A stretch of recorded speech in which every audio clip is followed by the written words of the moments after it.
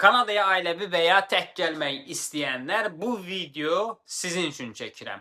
Diqqətlə və sona qədər qulaq asın. Niyə görə deyirəm ki, diqqətlə və sona qədər qulaq asın? Çünki fərqi yoxdur. Sən ailəvi gəlmək istəyirsən, tək gəlmək istəyirsən və yaxud da hazırda münasibətdə olduğun bir partnerin var, onunla bir yerdə gəlmək istəyirsənsə, bu video sırf sənin üçündür.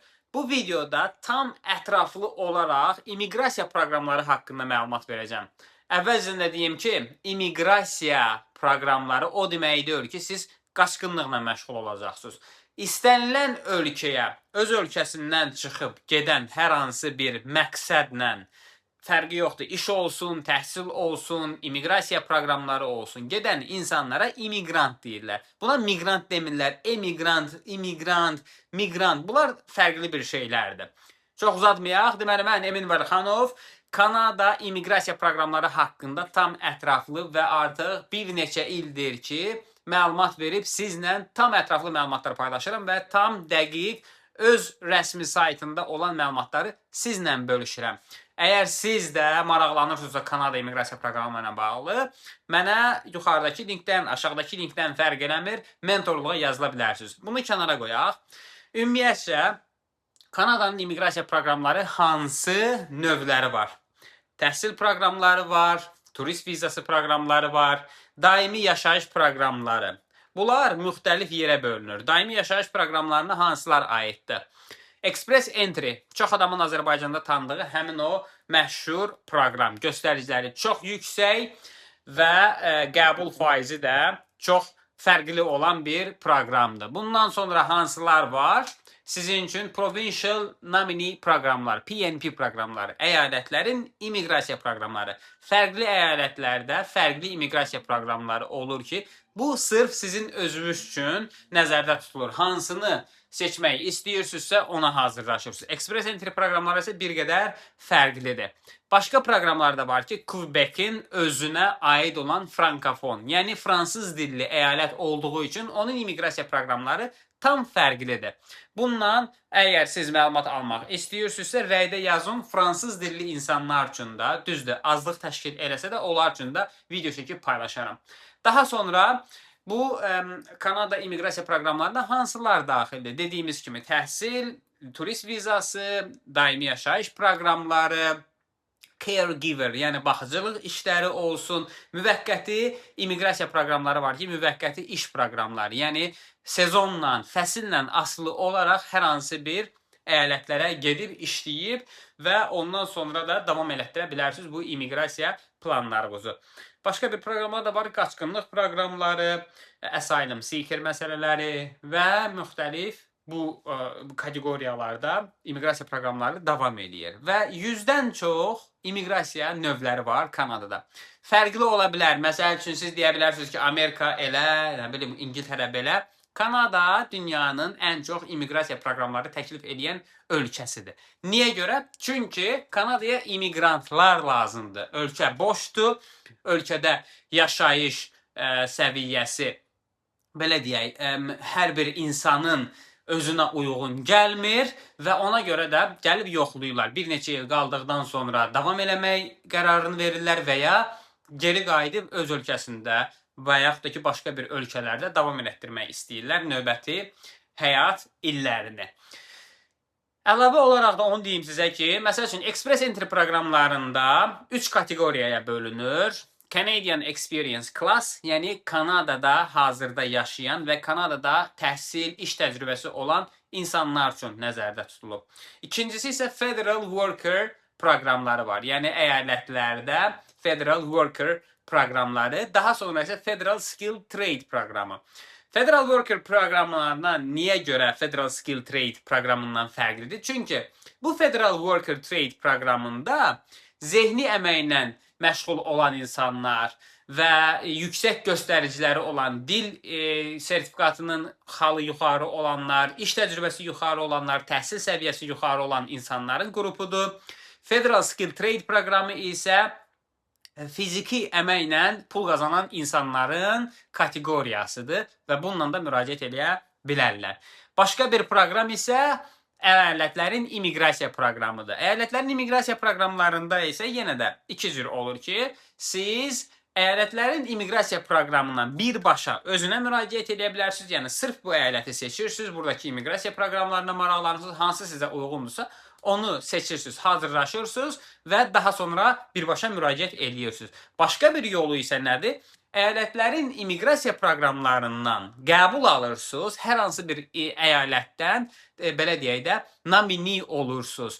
Yəni, sizin göstəriciləriniz bu əyalət üçün uyğundur. Onu alandan sonra Express Entry proqramına müraciət edirsiniz. Və Express Entry proqramında da iki cür görürsünüz ki, bu formalaşır. Yəni, siz Provincial Nominee proqramından dəvət alaraq müraciət eləmək və yaxud da ki, birbaşa Express Entry-nin özünə müraciət eləmək proqramına başvura bilərsiniz. Daha sonra isə siz fikirləşərsiniz ki, mənim yaşım tutaq ki, azdır. Mən 18-29 yaş arasındayam. Fikirləşirəm ki, mənim şansım daha çoxdur. Əyalətlərin immiqrasiya proqramlarına müraciət edeyim, çünki həm də subayam və ya ailəviyəm.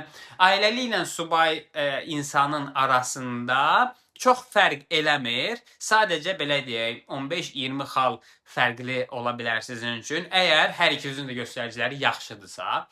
Və 18-29 yaş arasında isə yaşdan daha çox xal aldığınız bir illərdir sizin üçün. Daha sonra isə geriyə xallar azalır. 44 yaşdan sonra isə sizə ümumiyyətcə yaşdan bal gəlmir. Bu bal nə ilə hesablanır? Bunun içərisində sizin təhsiliniz var, təhsil dərəcəsi hansıdır? Bakalavr, kollec, magistr, PhD dərəcəsi və s. Sonra sizin iş təcrübəsi 1 illə qədərdir, 1 illə 3 il arasındadır, 3 ildən 5 il arasındadır, 5 ildən yuxarı və s. bu kimi dəyişir. İllər nə qədər artırsa sizin təcrübəniz və yaxud da təhsil iliniz nə qədər artırsa, bu da sizin üçün əlavə bir xal gətirir. Bunu fikirləşərsiniz ki, mən ailəvi gəlirəm, hər ikimizə lazımdır ki, ingilis dilimiz olsun, yoxsa bir nəfər olsa kifayətdir. Hər ikinizin ingilis dili varsa, belə deyək, əsas müraciətçi və əlavə müraciətçilər olur. Əsas müraciətçi kimin göstəriciləri digərindən daha üstündürsə, o olur. Əlavə göstəriciləri, belə deyək, zəif olanlar isə ikinci müraciətçi olur. Bir nəfərin IELTS-ı varsa, digəri də onunla birlikdə gələ bilər. Amma sizin hər ikinizin ingilis diliniz varsa, bu sizə əlavə xal gətirəcək. Çünki yoldaşınızın ingilis dili sizin də əsas müraciətçi olaraq xalınızın üstünə xal gətirəcək. Bu sizin üçün benefit verir, yəni üstünlük verir. Deyək ki, mən təkəm, hazırda subayam və Kanadaya gedib oxumaq istəyirəm. Onda necə olur? Bu çox çətin proqramdır. Çünki sizin seçməli olduğunuz əyalət olmalıdır, əyalətdən sonra şəhər olmalıdır, şəhərdən sonra universitet olmalıdır. Bütün bunları da siz bilməlisiniz ki, əvvəlcə mən hansı ixtisası oxumaq istəyirəm. Hər ixtisasla istənilən əyalətə gedib oxumağa dəyməz. Çünki, məsəl üçün, sən Azərbaycandan fikirləş ki, tibb oxumaq istəyirəmsə, sən gedib Xaçmazda oxumursan, Lənkəranda oxumursan və bu da onun kimidir. Sən təhsil proqramını seçirsən özün üçün və o təhsil proqramını hansı şəhərdə, hansı əyalətdə, hansı universitetdə təqdim eləyirlərsə, o universitetə məcbursan ki, hazırlaşasan. Və bunun içində belə deyək, kollec proqramları var, əlavə ixtisas artırma proqramları var, müxtəlif diplomlu, dərəcə verən, dərəcə verməyən proqramlar olur və siz magistrada hazırlaşa bilərsiniz, bakalavra hazırlaşa bilərsiniz, doktorantura təhsilinə də hazırlaşa bilərsiniz ki, ən yüksək dərəcələrdən biridir. Daha sonra postdoktorate gəlir və s. və ilaxır bu davam eləyir. Ən rahatı, belə deyək, hansı olar sizin üçün? PhD proqramıdır və yaxud da ki, Master Degree Research Based. Master Degree Research Based ilə Course Based-in fərqi nədir? Və yenə də deyirəm sizə, xatırlatma edirəm. Bu verdiyim məlumatlar sırf hamısı kimə istərsə uyğun ola bilər. Fikirləşirsiniz ki, mən torluğa pul vermək filan, o yan, bu yan. Pulsuzdur bu məlumatlar. Hamısını sizlə bölüşürəm və pulsuz da məlumat verirəm. Baxmaq istəyirsinizsə, baxın sona qədər və rəylərdə də fikirlərinizi yazın. Nəysə.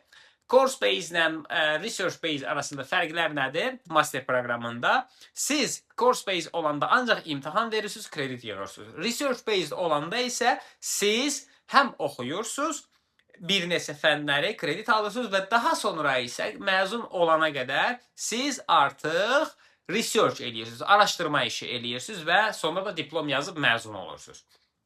Və Daha bir proqramlar var ki, diplom verən, diplom verməyən, dərəcə verən, dərəcə verməyən proqramlardır ki, bunu siz, belə deyim də, özünüz dəqiqləşdirməlisiniz ki, mənim gələcək planım nədir Kanadada? Əgər sizin Kanadadan sadəcə diplom alıb, başqa bir ölkəyə gedib, orada həyatınızı davam etdirmək istəyirsinizsə, özünüzü çətinə salmağa ehtiyac yoxdur. Dərəcə verməyən proqramlardan da alıb müraciət edə bilərsiniz. Amma ən vacib məqamı odur ki, siz DLI, Designated Learning Institution siyahısında olan ixtisasları seçin ki, sizin viza şansınız artsın. Əgər Designated Learning Institution siyahısında olmayan ixtisası, kolleci və yaxud da ki, hər hansı bir kampusunu seçirsinizsə, bu sizin üçün problem yaradacaq və sizin viza qəbulunda da çox başınızı ağrıdacaq, müraciət eləməyə də ehtiyac yoxdur.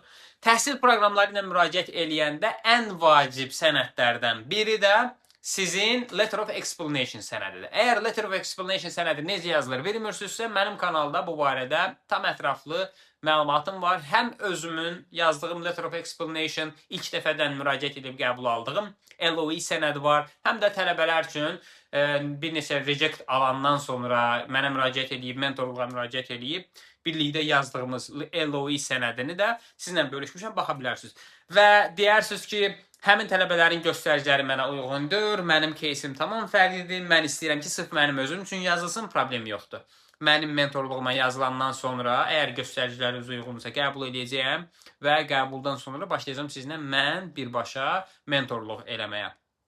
Deyək ki, keçək biz indi bu immiqrasiya proqramlarından, həmin o daimi yaşayış növü olan proqramlara siz ailəvi müraciət eləməklə tək müraciət eləmək arasında fərqi fikirləşirsinizsə hələ, belə deyək, siz hazırda subaysınızsa və evlənmək fikriniz də yoxdursa, namizəd də yoxdursa, məcbur eləməyə ehtiyac yoxdur ki, gözlüyüm mən ailəvi olum, sonra köçərəm. Siz özünüz köçürsünüz, həyatınızı qurmağa başlayırsınız və həmin müddətdə də partner tapırsınız, ondan sonra ailə birləşməsi də eləyə bilərsiniz və yaxud da sizin həmin o münasibətdə olduğunuz insan da hazırlaşa bilər hər hansı immiqrasiya proqramlarına və sizin yanınızda gəlib qala bilər.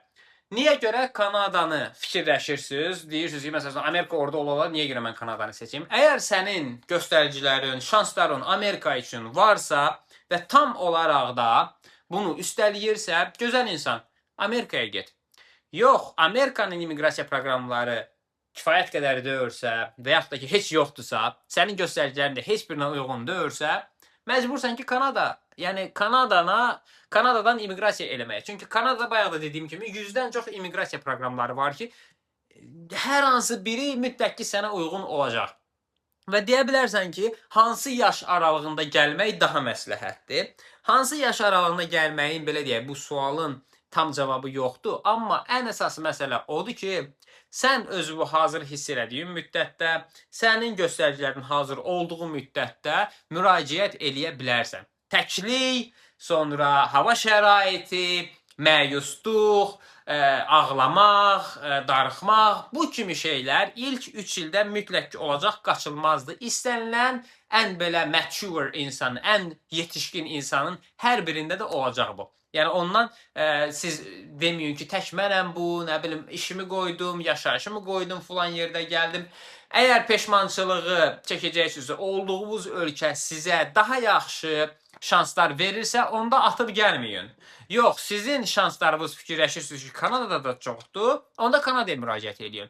İmmiqrasiya proqramlarından başqa biri də nədir? İnvestisiya proqramları. İnvestisiya eləyərək də biznes yaratmaq və ya məzun olandan sonra startap yaratmaq, startaplara qoşulmaq, startapları almaq, biznesin hissəsini almaq, biznesin sıfırdan başlamaq, biznesi köçürmək, müxtəlif immiqrasiya növləri var ki, bütün bunlar haqqında da ətraflı məlumat verirəm. Yenə də deyirəm, bu video çox uzun olmasın. Case by case, insanların sırf özünə aid olan məsələlər üçün immiqrasiya proqramını hazırlamaq və sizin üçün sıfırdan dəstək olmağa hazıram. Qeydiyyatdan keçin. Göstəriciləriniz əgər uyğundursa, ödənişli mentorluq proqramıdır. Sizə ödəniş hesabı göndəriləcək və ödəniş eləyəndən sonra mənlə birbaşa mentorluq eləyəcəksiniz. Yox, ödəniş belə deyək də, sizi hələ də fikirləşdirirsə, sizin göstəriciləriniz heç bir immiqrasiya proqramına uyğun deyilsə, boş yerə sizi qəbul eləməyəcəyik ki, vaxtımız getməsin və sizdən də boş yerə pul almırıq biz. Bu da bizim üstünlüyümüz. Yəni konsultasiya üçün belə pul alım, hə, gəlin qoşulun, görün ki, mən ilk 5 dəqiqədə görün ki, mənim heç bir proqrama uyğun deyirəm və salam, pul da boş yerə ödəniş edeyim. Bizdə elə bir şey yoxdur. Emin Vəlixanov, əgər siz də Kanada immiqrasiya proqramı ilə sırf ciddi olaraq maraqlanırsınızsa, rəydə yazın və ya birbaşa linkdən keçid eləyin, sizlə görüş eləyək. Hələlik.